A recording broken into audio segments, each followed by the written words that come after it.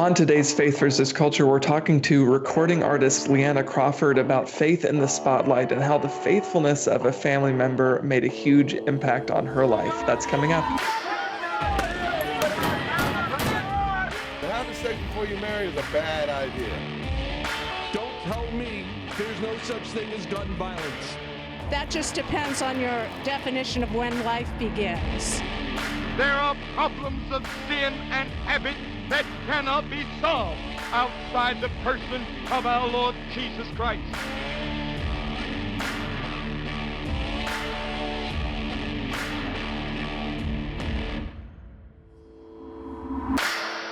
Welcome to Faith versus Culture here on the CBN News Channel. I'm Goins-Phillips, joined by my CBN News colleague, Billy Hallowell. Billy, how are you today? I'm doing well. How are you? I'm good. And it's good to have our guest today, singer-songwriter Leanna Crawford. Leanna, thank you so much for being here with us. I appreciate your time. Oh, thank you so much for having me. So for people who might not be familiar with your story, you've got a new album, Still Waters. It's your debut album coming out. But before we talk about the songs on that album, tell us a little bit about your faith journey. How is it that you came to Christ and then ultimately decided to become a Christian artist?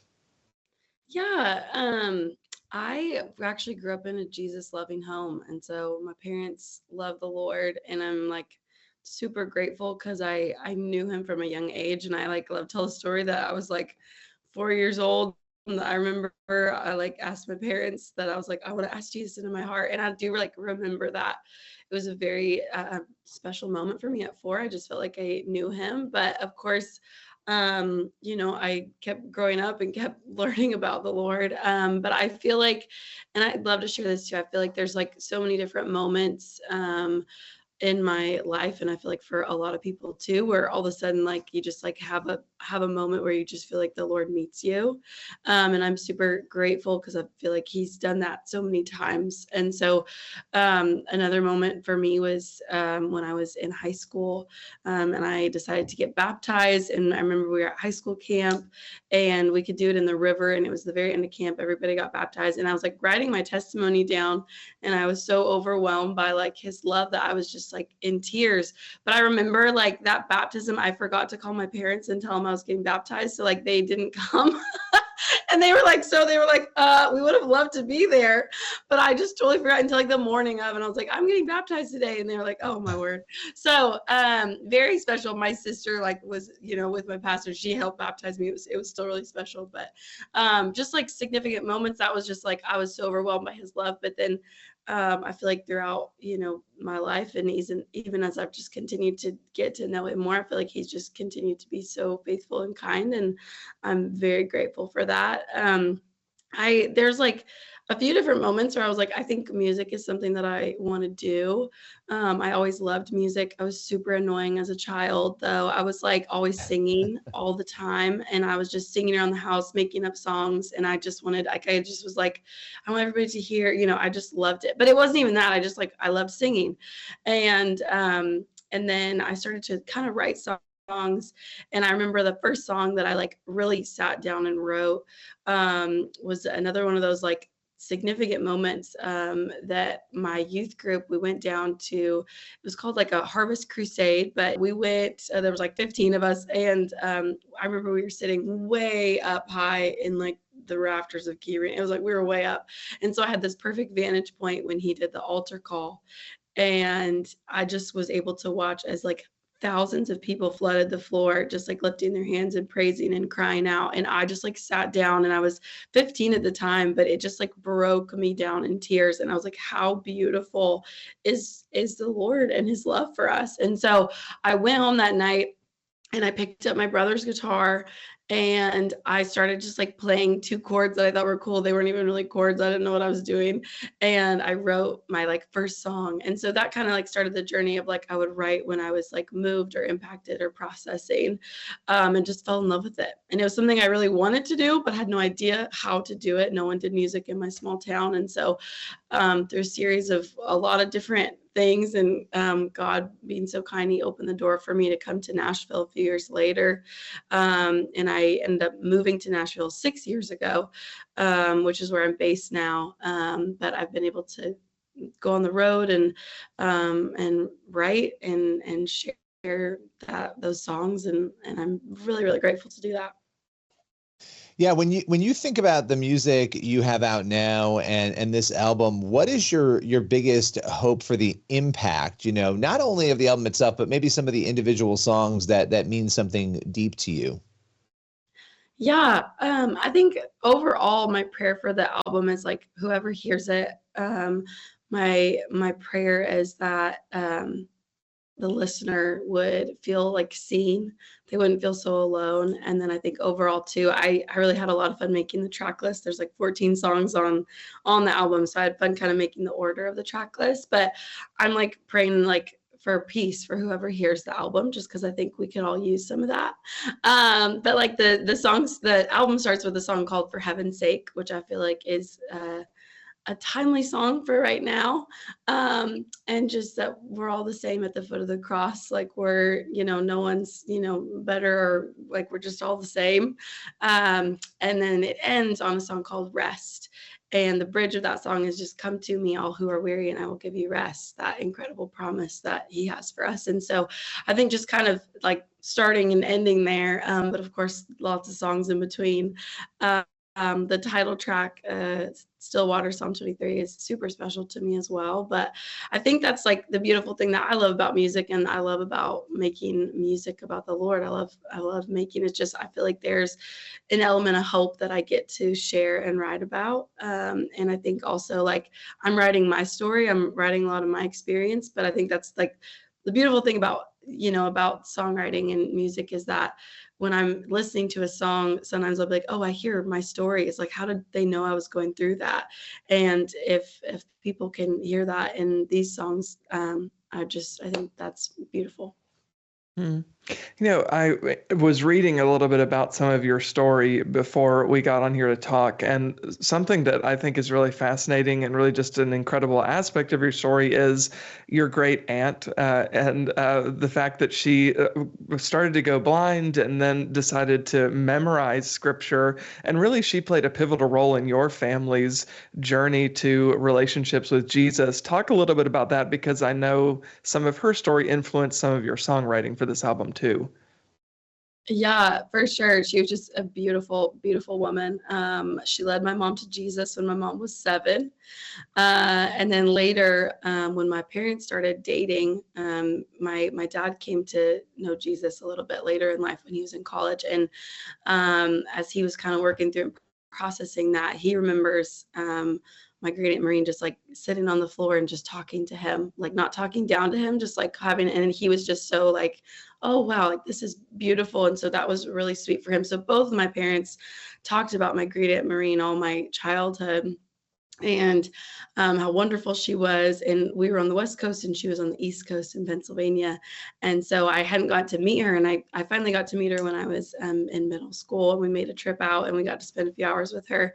And it was very, very impactful. And I still remember that time with her, and I was just like in middle school, but her just like her joy and her love for the Lord was so beautiful. And I met her when she was like 103, and she was just amazing, but she was still just full of life and love for the Lord. And it was very, very beautiful. And I remember I even tested, I was like, do you really know the whole Bible? And I was like, my sister and I were like, okay, we're reading along as we're calling out different chapters, and she's just saying it. And it was so beautiful. And she was still ministering to people in her hundreds. We spent a few hours with her, and while we were with her, several people called her and asked for prayer. I was like, and she prayed over them. It was beautiful. So I think even getting to share her story, her legacy, and a generational faith of just showing what loving Jesus means and showing that to people is really, really beautiful. And so she definitely impacted me for sure in my songwriting, and especially my song Stillwater. So it's been super special to share her story. Mm. Yeah, it's incredible to hear and a good reminder of the importance of obedience, right? Because her obedience really is what led to y'all coming to know Christ as a family. So what a beautiful testimony she has and your family has because of it. There's a lot more to talk about, but we're going to fit in a quick break right now. So everybody stick with us. We'll be right back with more Faith versus Culture.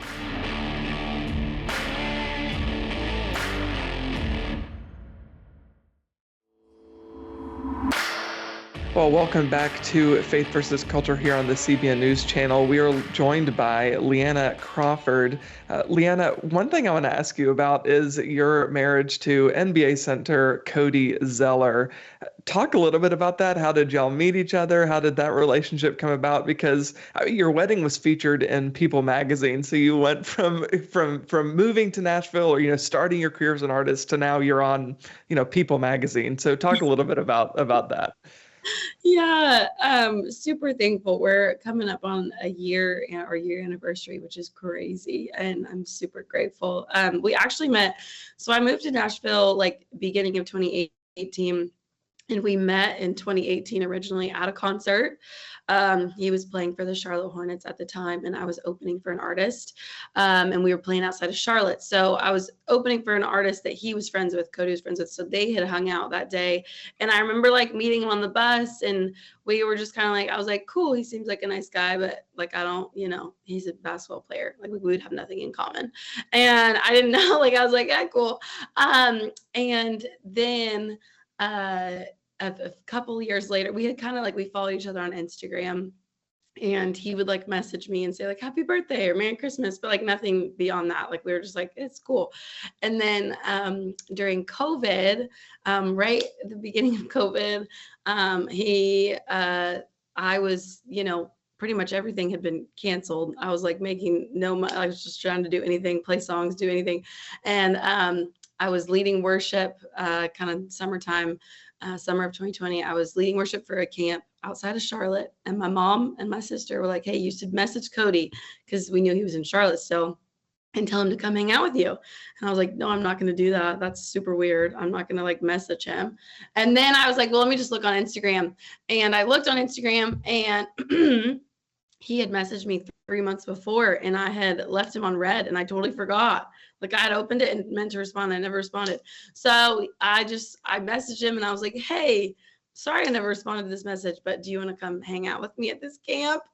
And a bunch of kids. So he did. And we had the best time, and he was super sweet. He's like, it was a camp it was a bunch of kids, and so they all loved him. We're very excited that he was at camp, but he was so gracious and so sweet. And we went on a hike that day, and we had the best time. We were like laughing, and he asked all these questions, and I was like, oh wow, like he's so sweet. And then the end of the night, he was like, well, I'll come back tomorrow. And I was like, okay. And he just like kept coming back to the camp. And then we started dating that summer, and it's just been so sweet. I've learned a lot about basketball. I didn't know anything about basketball before we started dating. Like literally, I could name 3 NBA players. I watched like my brother's high school basketball, and that was like it. I didn't really, I was like, I don't know. Now it's so much fun. Obviously, I love watching him play. I love watching his games. And I can name more than 3 NBA players, which is good. But it's been that's 3 more NBA players than I can name. So other than Cody, I can name Cody now. Hey, yeah, Cody. Yeah, Cody. There you go. Cody's no, really, but it's been so fun, and he loves music, and that's been sweet too. So we've kind of learned a lot about each other's careers, and he's so sweet, and he's so much fun. So I'm so grateful. What is it like building up, God honoring marriage in a culture where people aren't getting married, where that sort of thing isn't really honored? And here you guys are, you've come together and you're building that up. Yeah. I mean, it's definitely, especially in in the NBA world, everything, it's just a different culture as well. I'm very thankful. We were on like the same page from day one, and we like talked pretty early on too. Like we were very like, we had so much fun while we were dating, but we were pretty serious about like, like we're not like, the goal for us getting to know each other and dating is that we're, if we're we're going to keep dating, then we want to get married. And then if not, then like, if this doesn't work out, that's fine. But like, we were pretty serious about that. And, I like had this thing that was like kind of it's a very unique thing and kind of like very serious and intense, but, we had only like hung out. We weren't even officially dating for like a few weeks. And I decided that I really liked him and I knew that he liked me. But he's like pretty shy, but I was like, okay, if you want to keep, hanging out, like dating me, then you need to call my dad and you need to ask permission. And I'm not like, in high school or even college. It's like I'm in my mid-20s. And I was like, you need to like call him and ask permission. And he was like, okay, like he was super sweet about it. And so he called my dad, and I didn't warn Cody at all about what this phone call would be. But it's like my dad asked like very intense questions. Like what are your, like it's a long list. But just I was kind of like, I wanted to be, I wanted Cody to be, like afraid of my father. I was like, you need to have the fear of God in you, the fear of my father. And so it ended up being like a 30-minute phone call. And I didn't know this at the time, but Cody sent a picture to his brother. And after the phone call, and he had like sweated through his t-shirt. Like he was just like sweating after the phone call with my father, which is good. And my dad loves him. They love each other. It's all good. But I just definitely wanted to start it off. I was like, this is going to be so fun dating you, but like, we need to start off on like, this is how I want to do it different. And not everybody has like a dad that's going to do that or even feel comfortable doing that. But even so, I was like, I want you to know like my worth. And he did for sure. But those questions are like, they're like pretty intense. Like my dad has a long list. And so it was good, I think, starting out that way. And we just had lots of conversations about how we were going to date and try to, do the best we could in that and really honor each other in that. And I'm super thankful because he was so fantastic the whole time. So I'm really grateful. We had a lot of fun too. For people who are in their teens or in their 20s who are just on the front end of what you're now in as someone who's married, talk a little bit about your decision, you and Cody's decision to pursue a gospel-focused marriage in the spotlight, because it's difficult enough in our culture to put Christ first and to keep the gospel central to our way of life. But then when you add the pressure of the spotlight and being an NBA star and being a recording artist and then being in People magazine, and there's all of this attention on you, talk a little bit about how you've been able as a couple to put that discipline in place to keep Christ first and to keep the gospel central when the world is kind of pulling at you in every which direction. Yeah, I think we've done, we were long distance most of our dating relationship. And then even some of our marriage, we've been apart because we both travel.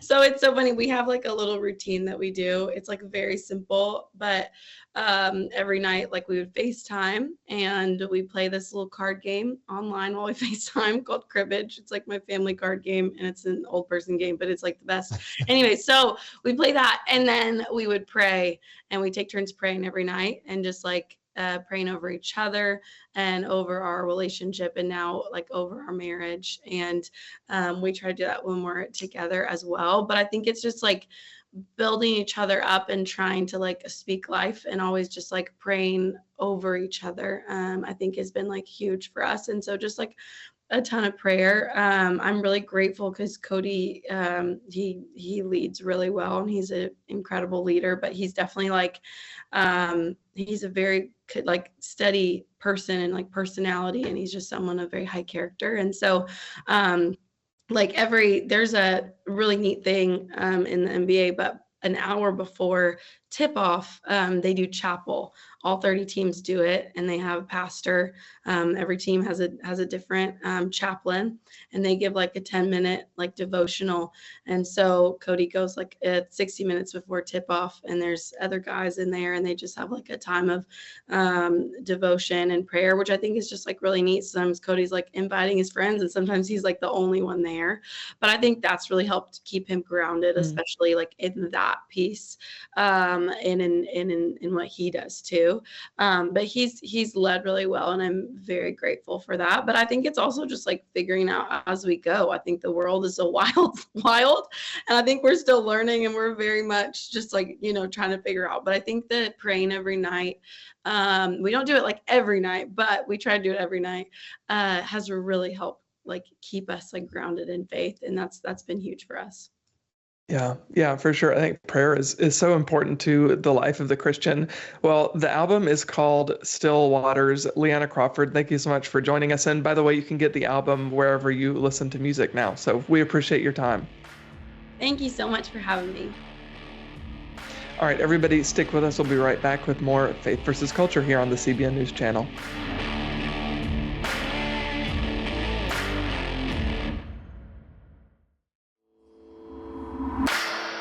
Welcome back to Faith versus Culture. I'm here with Billy Hallowell. Billy, I think what's so encouraging about these conversations is just really what Leanna was saying, is about the importance of putting Christ first, about the importance of prayer. And when we see somebody who has a platform, regardless of what size it is, it could be somebody with a huge platform or somebody with a small platform.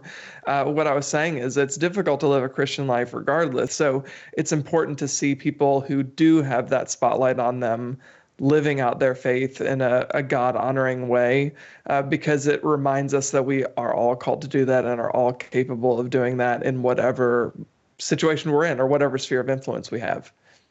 Well, yeah, and you never know who you're going to influence, right? Her great aunt was out there having this incredible influence over her entire family, this generational influence, and other people as well.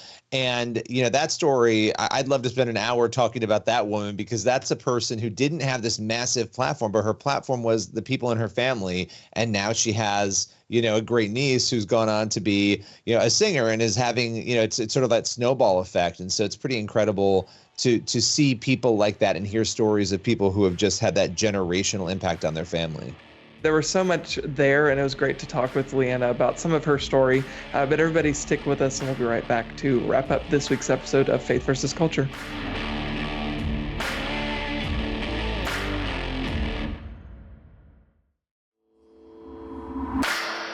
That is all the time we have for this week's episode of Faith versus Culture here on the CBN News Channel. Thank you so much for joining us. If you want more, head on over to cbnnews.com. You can subscribe there to our Quick Start newsletter, never miss any news of the day, and also check out our daily Quick Start podcast. It comes out every weekday morning, and you can hear all of the news from a gospel perspective.